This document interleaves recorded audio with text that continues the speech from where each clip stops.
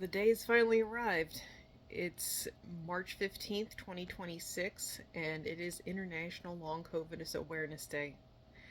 I'm doing a lot better than when I posted last week, past the fevers and the sweating, and pretty worn out, but I think I'm through the worst of it. And I'm going to tell you what my doctors believe I was experiencing, and um, it's good news. As bad as I felt, it's good news. So I told you I was going to talk about the treatments that I'm currently using, and I'm going to get there. But we have to tell the story starting from the beginning.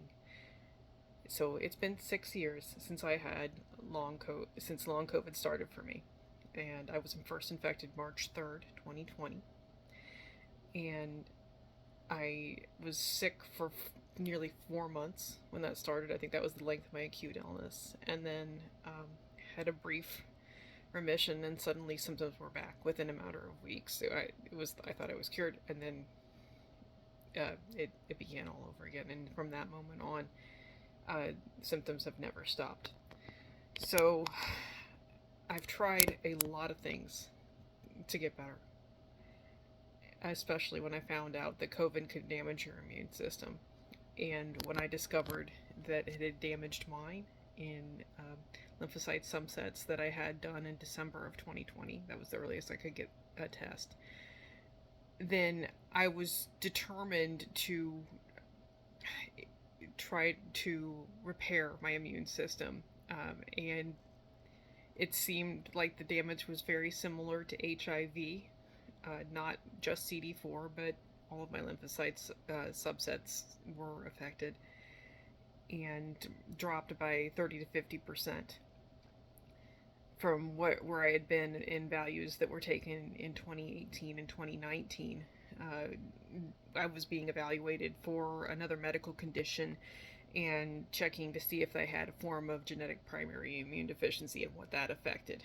My T and B cells are not affected by that, so everything that was happening after that was related to COVID. And doctors have agreed with me, including my immunologist. I've had 3 immunologists, so I'd say that's a pretty good opinion by now. So I was lucky enough to have a pre-COVID baseline, 2 of them, in those panels. And I said, so I started studying HIV antivirals and how I could possibly be able to be helped, or other antivirals that could possibly help me clear the virus. You know, in 2020, 2021, we did not have Paxlovid. There was remdesivir for critically hospitalized patients, but that wasn't for me. I've never been hospitalized for COVID. So I volunteered to participate in Patterson's research in 2021, and was able to begin Moraviroc that same year, July 2021. So I've been on that ever since. There wasn't a huge uptick in my lymphocytes after Moraviroc, but there was an increase, especially compared from March 2021 to January of 2022. So I wasn't getting my lymphocytes checked very regularly. It's very hard to get that test, as many of you know. If it's not standard procedure for long COVID yet. It should be, but well, when you don't have HIV, they normally don't care. In my case, doctors used my excuse of genetic immune deficiency to monitor my lymphocytes to whatever it takes. That worked. So that's how I've gotten it checked at least once a year, sometimes more than that since then. So I started to feel a little better, a little more energy on Moraviroc. So I was able to exercise moderately again and work part-time and walk my dog. So that was good. Big pickup from where I had been. And then, that's not quite wasn't quite enough. Definitely not cured. No symptom-free periods after that, so I started thinking do better. They had started introducing monoclonal antibodies in late 2021. I did have REGEN-COV for acute COVID in September 2021. That I don't think that changed my lymphocytes, but I don't have any panels done around that time period. And then I was able to get Evusheld, which was the preventative once every 6 months monoclonal antibody for mostly it was marketed to prevent COVID. Well, for me, it actually made me feel a lot better. I was able to get 2 infusions, one in March 2022 and then August 2022. I had a moderate improvement after the first one, and that includes my lymphocytes panel. And then after the one in August, I felt so much better. I wouldn't say that I was cured, but I would really like to be back to that baseline again. And then by November 2022, I suddenly felt terrible, and I thought was crashing. I thought I was terribly sick with something. And I felt flu-like. I had a fever. I was sweating. I was achy. It's like this is it. It's over. I've got something terrible. And instead, when I had my labs done, my lymphocytes had jumped, like tripled in some cases. The CD4 was over 1,000, and it had been around in the 400s. It was just, I was, according to the doctor that checked me, it looks like you're an iris, which is immune reconstitution inflammatory syndrome. And people who have HIV, who've already had their immune systems depleted by that virus without treatment, when they go on effective antivirals for that, after about 2 or 3 months, usually by the 90-day mark, they're going to start experiencing improvement, but they may also have to go through this absolutely horrid phase called iris. And there's supportive care you can get for that. Well, I didn't get it because no one expected me to have it, so I had to deal with that all by by myself, kind of unbelieved and just hoping that the end of that came soon, because it is a phase, and once your immune system restores, then you're pretty good for a while. And I was right up until January 2023 when I got COVID again, and it seemed to be resistant to Evusheld, and they didn't let me have another Evusheld infusion because it got taken off the market February 2023, and I was due for it in March. So that wonderful year never happened again, and I just kept hoping that something else would come out that would be just as good and just as effective taking care of my apparently chronic COVID infection, because why did monoclonal antibodies work for it? So that was my theory from that point on. I mean, I'd already seen spike protein back in 2021. Now I had that. So with working theory that COVID was depleting my lymphocytes and I needed to treat COVID, I continued on. I started Truvada in February 2023. That can be prescribed as HIV PrEP. So that's pre-exposure prophylaxis. So it's easy to get a prescription for that. I also chose the TDF form because it was good for Epstein-Barr. And actually starting that felt awful. You want to hear, oh, and I felt wonderful. Well, that's not true. I went through really rough onboarding symptoms for about 2 months. I had insomnia and POTS that were just so awful. My heart rate was all over the place. And the only thing that kept me going is that it was supposed to work, and my reaction wasn't exactly normal. It was closer to what you might expect for somebody who was HIV positive, as opposed to somebody who was HIV negative, and just my doctor told me you should have symptoms for no more than 2 weeks. So not normal. And so far as we could tell, there was nothing negative going on that was causing the side effects. It was kind of similar to a Herxheimer reaction you might have. I don't know. I've had them from Lyme disease antibiotics, so it reminded me a lot of that, except this was for a virus. My cognition and ability to speak improved remarkably starting that first month, and that's what kept me going. I said, this is helping me help. It's helping my brain. I cannot believe people were commenting like, you sound so much better, you're writing so much better. I was able to watch and listen to things without being overwhelmed. I could engage in conversation. It was great, and to this day, that effect has continued.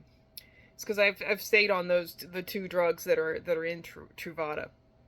Unfortunately, Truvada did not change any of my lymphocytes, so they had started to go back down after still crashing from the loss of Evusheld. So then, around July 2023, I began Thymogen Alpha 1, which is an oral peptide, similar to Thymosin Alpha 1, which is injectable, but that's not available, so I wasn't taking that. And then in September of that year, 2023, I was able to take 20 days of Paxlovid almost consecutively, and then began low-dose Talovid after that. So I was taking it about twice a day. And I noticed, I didn't know which drug the effect was from, but my lymphocytes started going up. And then by February 2024, they really went up. In fact, they were above where they were when I was on Evusheld. Now, I don't remember having a Herxheimer, an iris effect around that time, which was weird. So it must have happened fairly slowly, or who knows. But there they were, really good numbers, February 2024. And then Talovid went off the market. The company had some issues, and they were not able to keep that in production. So it was very hard to find after that point. So I was not able to take a daily dose of it anymore. And sadly, by even the next month, my lymphocytes had started to drop. They weren't low net yet, but they were not at a, CD4 went from over 1,000 to 613. So significant drop. I was able to maintain this for a little while, because then in March 2024, I was able to do 10 days of Paxlovid, followed by 3 days of Remdesivir. I do very well with both of those drugs. Remdesivir is hard to get, and you have to be really careful with kidney function. And for outpatient, it's usually limited from 3 to 5 day doses.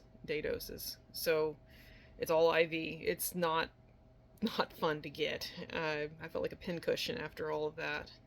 It did restore my sense of taste and smell. It was amazing. No other major improvements from that, but I was very impressed by that, and very grateful. So moving on to the rest of 2024, eventually these gains start dropping, because a short course of antivirals isn't going to last forever for a chronic infection. So by August 2024, my CD4 count and my CD19 B cells were low. And then I was very optimistic. PEMGARDA was available. So I got my first infusion in September 2024. And nothing happened. It was not effective against my old strains. Now, it's been good against about half the acute infections that I've been exposed to, and it's worked pretty well for that. And one time it did help with lingering symptoms from one acute infection that was from this November recently.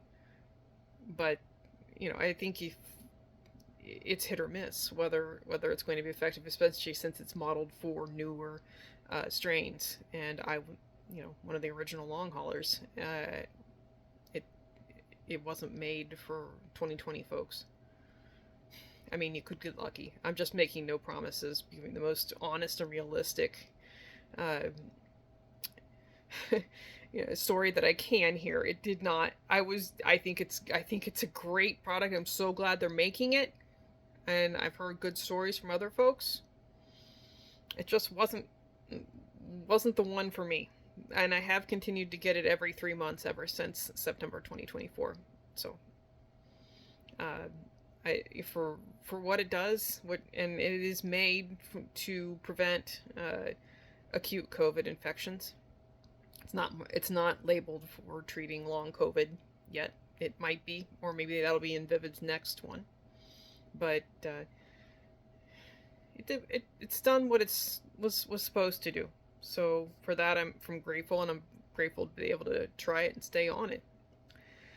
But by February 2025, uh, my CD4 and my CD19 B cells were at their lowest point.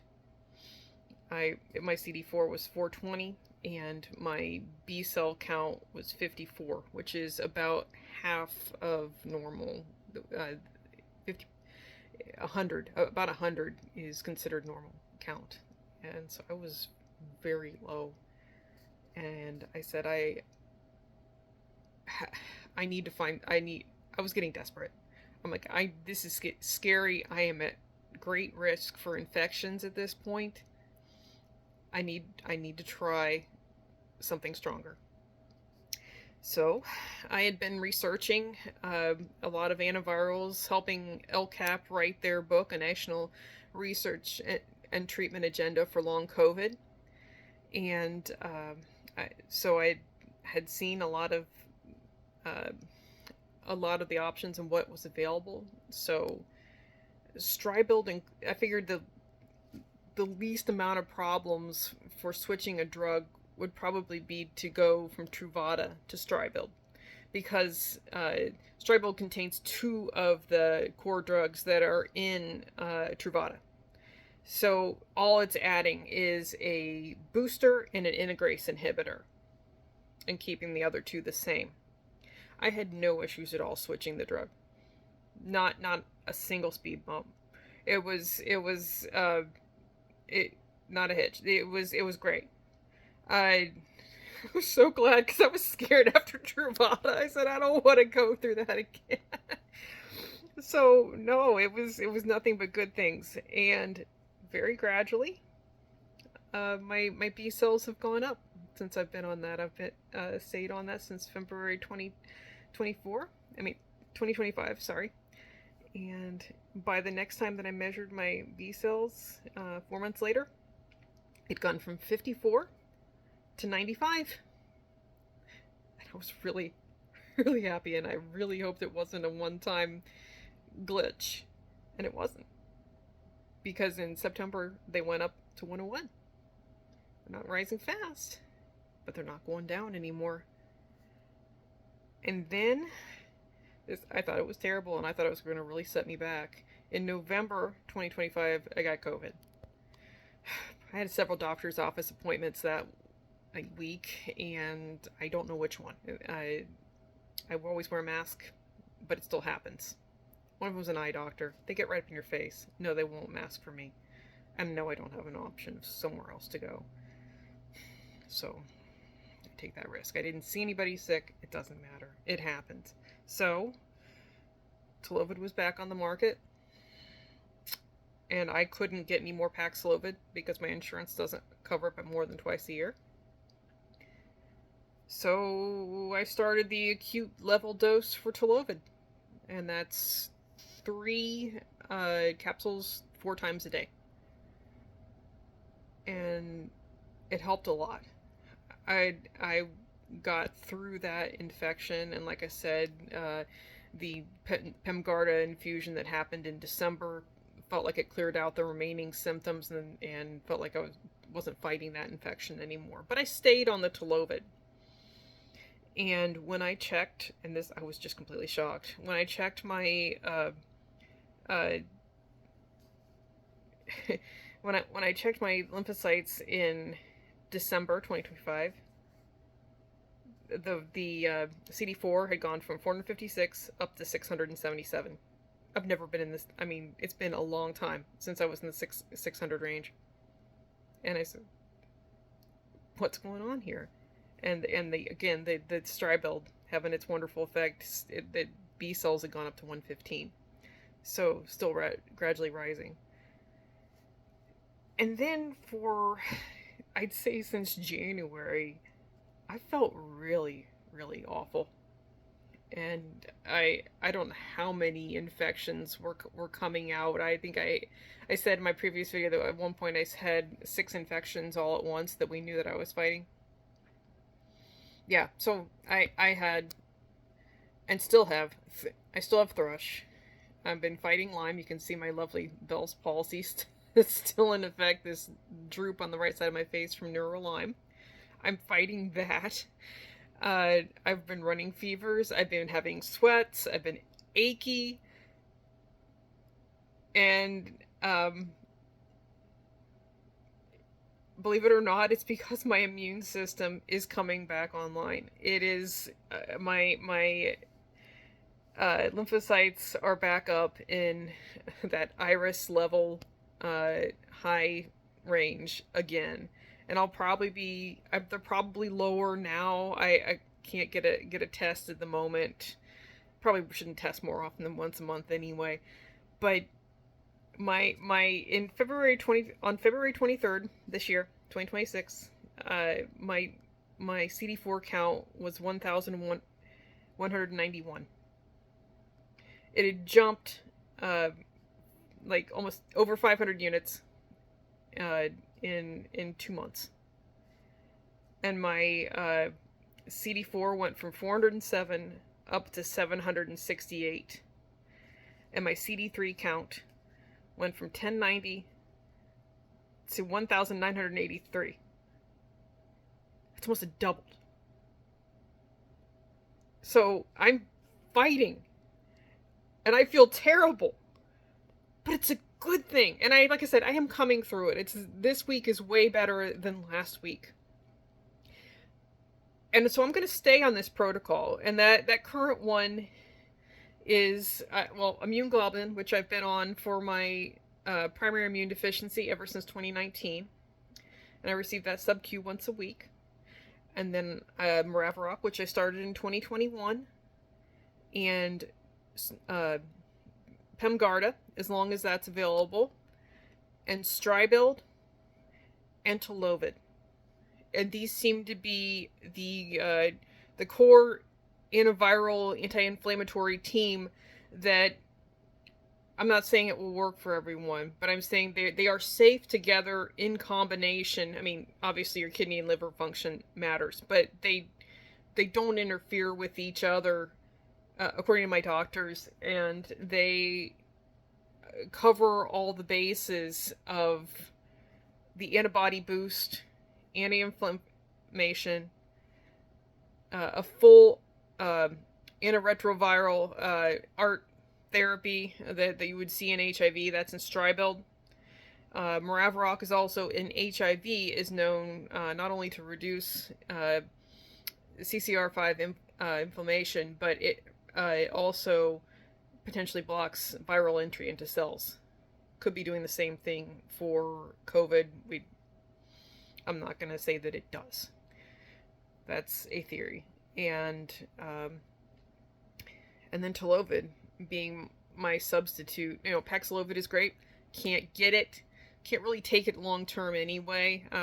I've never taken it in longer than the 30-day course, which I don't recommend. It was just, I was desperate and I have primary immune deficiency, and it was the only thing that worked to treat my acute infection.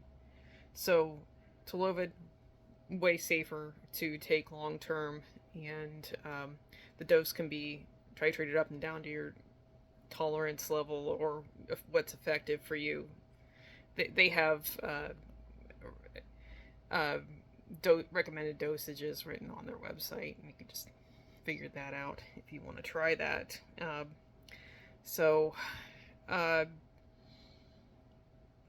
I I'm not gonna say that I've found the solution, but after years, 6 years of searching, I have found an antiviral combination that is working for me, that has restored my uh, immune cell count, and is hopefully restoring my immune cell function.